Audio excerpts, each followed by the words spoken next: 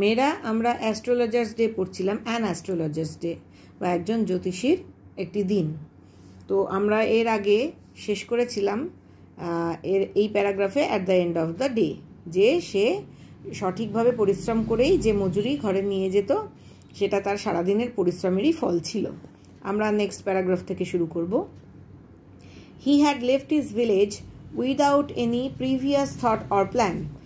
এই জ্যোতিষী তার গ্রাম ছেড়েছিল কোনো রকম আগেকার চিন্তা বা পরিকল্পনা ছাড়াই। অর্থাৎ তার গ্রামে থাকাকালীন অবস্থায় কোনো চিন্তা বা পরিকল্পনা ছিল না যে সে গ্রাম ছাড়বে। If he had continued there, সে যদি গ্রামেই তার জীবন চালিয়ে নিয়ে যেতে থাকতো, he would have carried on the work of his forefathers, সে তার পূর্বপুরুষদের কাজই চালিয়ে নিয়ে যেত। নেমলি, সুনির্দিষ্টভাবে বলা যায়, টিলিং দ্য ল্যান্ড, জমি চাষ করে। টিলিং কথার অর্থ হচ্ছে চাষ করা। লিভিং, ওই গ্রামেই বসবাস করত। ম্যারিং, গ্রামেতেই বিয়ে করত। অ্যান্ড রাইপেনিং ইন হিজ কর্নফিল্ড, এবং তার ভুট্টা খেতে সে নিজেই বৃদ্ধ হয়ে উঠত। অর্থাৎ ভুট্টাও যেমন পেকে উঠত, সে নিজেও একই সঙ্গে বয়স বেড়ে উঠত বা বৃদ্ধ হয়ে উঠত। অ্যান্ড অ্যানসেস্ট্রাল হোম, এবং সেই গ্রামেই সে তার পূর্বপুরুষদের বাড়িতে, অ্যানসেস্টার মানে হচ্ছে পূর্বপুরুষ, অ্যানসেস্ট্রাল হোম মানে পূর্বপুরুষদের বাড়িতেই সে বাস করতে থাকতো। But that was not to be, কিন্তু এইটা হওয়ার ছিল না। He had to leave home without telling anyone, তাকে তার বাড়ি ছাড়তে হয়েছিল কাউকে কিছু না বলে। And he could not rest, সে বিশ্রাম নিতে পারেনি। Till he left it behind a couple of 100 miles. 100 miles মানে 100 মাইল, কাপল মানে এক জোড়া। কাপল মানে জোড়া, তোমরা জানো। অর্থাৎ 200 মাইল না পেরিয়ে বা গ্রাম থেকে 200 মাইল দূরে না এসে সে বিশ্রাম নিতে পারেনি। অর্থাৎ গ্রাম থেকে 200 মাইল চলে আসার পর সে বিশ্রাম নিতে পেরেছিল। টু আ ভিলেজার, একজন গ্রামবাসীর পক্ষে, it is a great deal, একজন গ্রামবাসীর পক্ষে এই দূরত্বটা কিন্তু একটা বিরাট ব্যাপার বা কঠিন ব্যাপার।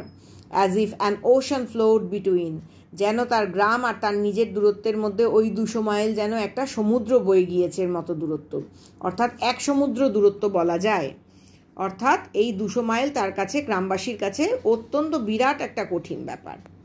He had a working analysis of ম্যানকাইন্ডস troubles, এই জ্যোতিষীর একটা কার্যকরী ধরনের পর্যবেক্ষণ ছিল, অ্যানালিসিস অর্থাৎ বিশ্লেষণ ছিল মানুষের সমস্যাগুলো সম্পর্কে। মানুষের জীবনের মৌলিক কী কী সমস্যা ছিল? Marriage, money and the tangles of human ties, বিয়ে মানুষের জীবনের একটা মৌলিক সমস্যা, টাকা পয়সা একটা মৌলিক সমস্যা, অ্যান্ড দ্য ট্যাঙ্গলস মানে হচ্ছে জট, হিউম্যান টাইজ মানুষের মধ্যেকার সম্পর্কের যে জট বা জটিলতা, সেটাও একটা মৌলিক সমস্যা ছিল। Long practice had sharpened his perception, দীর্ঘদিনের অনুশীলন তীক্ষ্ণ করে তুলেছিল তার উপলব্ধিকে বা ধারণাকে।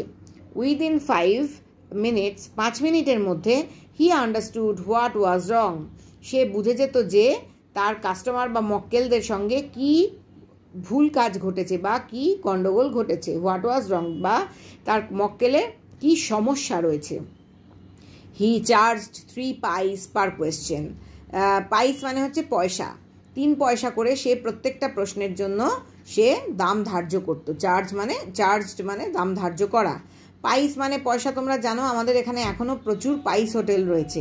আগেকার দিনে পয়সা দিয়ে সেখানে খাওয়া যেত, এখন তো আর পয়সার কোনো মূল্য নেই, টাকাতেই খাওয়া যায়, কিন্তু হোটেলগুলোর নাম পাইস হোটেল রয়ে গেছে। 3 পাইস, 3 পয়সা করে সে প্রত্যেকটা প্রশ্নের জন্য ধার্য করত। And never opened his mouth, এবং সে তার মুখ খুলত না। Till the other had spoken for at least 10 minutes, তা অন্য আরেকজন অর্থাৎ তার যে মক্কেল তার কাছে আসতো প্রশ্ন জিজ্ঞাসা করার জন্য, সে যতক্ষণ পর্যন্ত না অন্তত 10 মিনিট ধরে টানা কথা বলে চলেছে, সেই 10 মিনিট কথা না বলা পর্যন্ত জ্যোতিষী তার নিজের মুখ খুলত না। অর্থাৎ এই 10 মিনিট ধরে সে কেবলমাত্র তার মক্কেলের কথা শুনতো, অন্তত 10 মিনিট।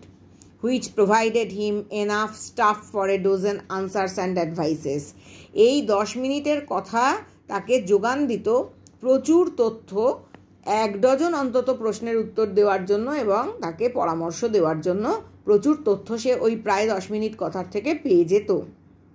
মানে অন্তত 10 মিনিট তার মক্কেল কথা বললে সে প্রচুর প্রশ্নের উত্তর পেয়ে যেত। অর্থাৎ সে নিজে দীর্ঘ অনুশীলন করেছিল এবং অনেক কিছু আন্দাজ করে নিতে পারত, পরিস্থিতি ব্যাখ্যা পর্যবেক্ষণ বিশ্লেষণ করে নিতে পারত, এবং ওই প্রায় অন্তত 10 মিনিট কথার মধ্যে থেকে সে কী প্রশ্নের উত্তর দেবে এবং কী পরামর্শ দেবে সেই তথ্য সে পেয়ে যেত। When he told the person before him, তার সামনে বসে থাকা লোকটিকে যখন জ্যোতিষী বলতো, গেজিং অ্যাট হিজ পাম, ওই লোকটির হাতের তালুর দিকে তাকিয়ে, in many ways you are not getting the fullest results for your efforts, অনেক রকমভাবেই তুমি যতটা পরিশ্রম করছো, এফর্টস মানে পরিশ্রম করা, তার সম্পূর্ণ ফলাফল তুমি পাচ্ছ না। আমাদের প্রত্যেকের মধ্যেই একটা ফ্রাস্ট্রেশন কাজ করে বা হতাশা কাজ করে, দেখবে যে আমরা যতটা পরিশ্রম করছি তার পুরোপুরি ফল আমরা পাচ্ছি না। এবার এই কথাটা যাকে বলা হয় সেই এই কথাটা শুনলে খুব খুশি হয় যে না, আমি পরিশ্রম প্রচণ্ড করছি কিন্তু তার পুরো ফল আমি পাচ্ছি না। জ্যোতিষীও তাই করতো যে অনেক রকমভাবেই তুমি যতটা পরিশ্রম করছো তার সম্পূর্ণ ফলাফল তুমি পাচ্ছ না। 9 out of 10 were disposed to agree with him, 10 জনের মধ্যে 9 জনই ডিসপোজড কথাটার মানে হচ্ছে আগ্রহী, হ্যাঁ, আগ্রহী হয়ে উঠতো তার সঙ্গে সহমত হওয়ার জন্য। অর্থাৎ 10 জনের মধ্যে 9 জনই তার সঙ্গে সহমত হয়ে যেত। অর হি কোয়েশ্চেন্ড, অথবা সে যখন প্রশ্ন করতো, is there any woman in your family, তোমার পরিবারে কি এমন কোনো মহিলা আছে, may be even a distant relative, হতে পারে সে অত্যন্ত দূর সম্পর্কের একজন আত্মীয়, who is not well dispose towards you, যে কিনা তোমার প্রতি বন্ধুভাবাপন্ন নয় বা তোমার সঙ্গে সে ভালো ব্যবহার করে না, এরকম কোনো মহিলা তোমার পরিবারে আছে কি, যে তোমার দূরের কোনো আত্মীয়ও হতে পারে। Or he gave an analysis of character, অথবা সে চরিত্রের একটা ব্যাখ্যা করতো বা বিশ্লেষণ করতো।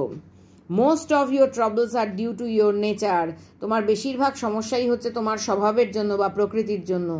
How can you be otherwise with Saturn where he is, তোমার স্বভাবের জন্যই তোমার সঙ্গে শনি যেখানে এখন অবস্থান করছে অন্যরকম অন্য কিছু হতেই পারে না, হতে পারে কি? অর্থাৎ তোমার যেরকম স্বভাব তার জন্যই শনি তোমার যেখানে অবস্থান করছে সেই অবস্থান করার কারণ, এবং তার ফলে তোমার সঙ্গে এরকম কাজ ঘটছে, এছাড়া আর কিছু হতে পারে কি? অর্থাৎ হতেই পারে না, এরকমভাবে সে বলে দিত, এবং সেটা তোর স্বভাবের জন্য এবং শনির অবস্থানের জন্য। ইউ হ্যাভ অ্যান ইম্পেচুয়াস নেচার, এবং তার সঙ্গে আরও কি বলতো, যে তোমার মধ্যে একটা হঠকারী স্বভাব রয়েছে, অ্যান্ড এ রাফ এক্সটিরিয়ার, এবং সেই সঙ্গে তোমার একটা রাফ মানে উগ্র, এক্সটিরিয়ার মানে ভাব, উগ্র ভাব রয়েছে তোমার স্বভাবের মধ্যে। This endeared him to their hearts immediately, এই কথাটা প্রিয় করে তুলতো তার মক্কেলদের হৃদয়ের খুব কাছাকাছি, সঙ্গে সঙ্গে, অর্থাৎ তার মক্কেলরা সঙ্গে সঙ্গে খুব প্রিয় মানুষ বলে ভেবে নিত জ্যোতিষীকে এই কথাটা শুনে। কেন ভেবে নিত? For even the mildest of us, আমাদের মধ্যে নিরীহতম মানুষটাও ভাবতে ভালো, লাভস টু থিঙ্ক, ভাবতে ভালোবাসে, that he has a forbidding এক্সটিরিয়ার, যে তার একটা মধ্যে একটা নিষিদ্ধ উগ্র স্বভাব বা উগ্র ভাব রয়েছে। অর্থাৎ আমাদের মধ্যে সবচেয়ে নরম স্বভাবের বা সবচেয়ে নিরীহ, মাইল্ডেস্ট, সবচেয়ে নিরীহ বা নরম স্বভাবের মানুষটাও ভাবতে ভালোবাসে যে তার মধ্যে একটা নিষিদ্ধ উগ্র ভাব রয়েছে।